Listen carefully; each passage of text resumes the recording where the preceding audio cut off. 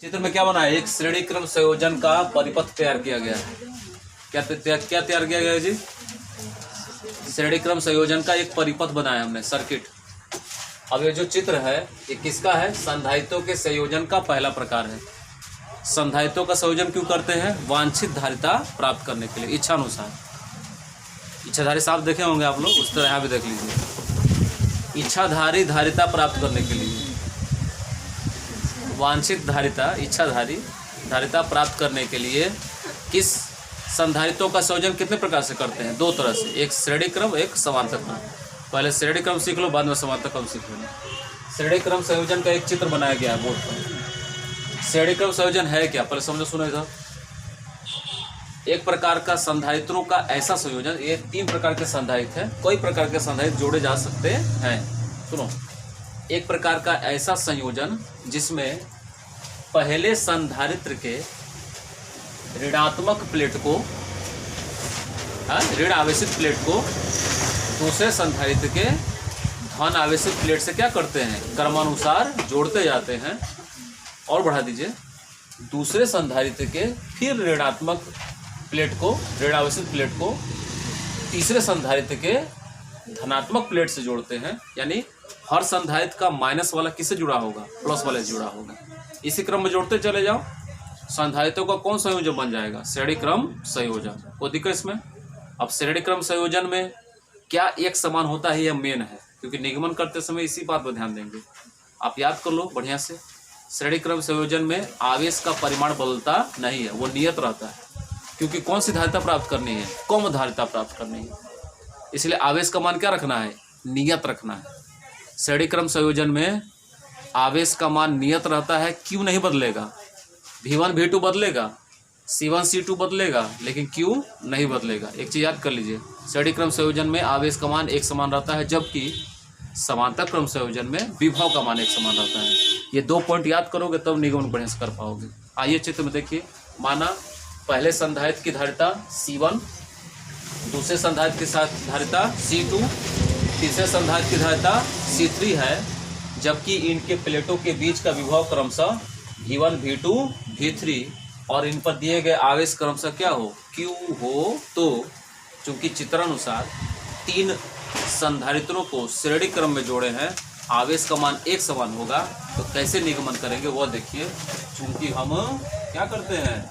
जानते हैं क्या कि C इक्वल टू क्या होता है? Q बाई V से। अगर यहाँ से V का सूत्र बनाए तो क्या बनेगा? क्या बनेगा बताओ? देखो यहाँ से C equal to Q by V से अगर V का सूत्र बनाए तो क्या मिलेगा? Q बाई C हो। तो पहले प्लेट के लिए क्या होगा? V1 equal to Q C1। क्यों नहीं बदलेगा? सभी क्या बना लेंगे? फर्स्ट। V2 बराबर दूसरे प्लेट के लिए क्या होगा? Q बाई C2, सिंपल है। और V3 तीसरे प्लेट के लिए सीरो के बीच का विभव कितना होगा? Q by C3। इसको बना लेंगे समीकरण सेकेंड और इसको बना लेंगे थर्ड। फर्स्ट, सेकेंड, थर्ड तीनों संधारित्रों के लिए निकाल लेंगे। अब क्या करेंगे? समीकरण 1 + 2 + 3 करने पर तीनों समीकरणों को जोड़ दो। जोड़ेंगे कैसे? LHS को LHS से, RHS को RHS से। तो जोड़ने के लिए यहाँ देखिए, यहाँ पर जगह कम है। LHS जोड़ने से क्या मिलेगा? V1 + V2 + V3। V1 plus, बहुत आसान निगमन है, V3। और RHS जोड़ो तो Q by C1 plus Q by C2 plus Q by C3। देखिए यहाँ पर V1 + V2 + V3 की जगह क्या लिखेंगे? टोटल परिमाण देखिए कितना लिखेंगे? V क्या का मान है? RHS में Q Q Q Q।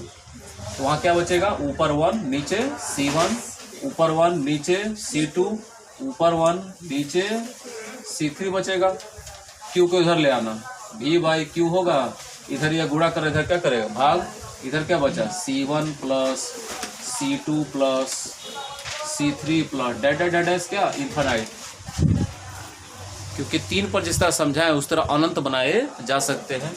अब देखिएगा यहाँ मेन सूत्र पाइए कि अगर हम यहाँ C से Q by V by Q का वैल्यू निकालें, C को C लिख सकते हैं Q बाई V। यहाँ देखिए C इक्वल टू होता है Q बाई V तो v बाई क्यू निकालना हो तो कैसे निकालोगे?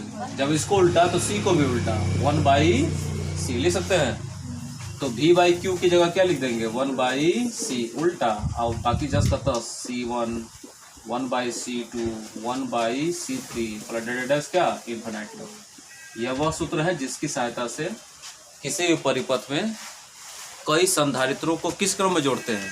श्रेणी क्रम में। श्रेणी क्रम में जोड़ने का बस एक ही कारण है, क्या? धारिता क्या चाहिए?